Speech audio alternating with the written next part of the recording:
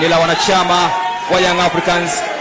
mashabiki wa Young Africans ambao wamejitokeza katika jengo hili la kihistoria, jengo ambalo ni la klabu iliyobeba historia katika soka la Tanzania, lakini ni klabu ambayo si tu kwamba ni mabingwa wa muda wote wa ligi kuu ya Tanzania, lakini wamesajili nyota bora kuwahi kutokea katika soka la Afrika Kusini na Afrika kwa ujumla. Anazungumzwa Shasha Boy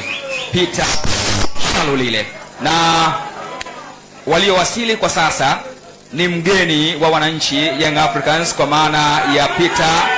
Shalulile, lakini pia rais wa Young Africans, kipenzi cha wananchi, Engineer Hersi Said, ambaye yuko hapa, na bila shaka na pasi na wasiwasi wowote atakwenda kuzungumza na wanahabari, atakwenda kuzungumza na umma huu wa wananchi ambao umekusanyika hapa katika jengo hili la wananchi, lakini pia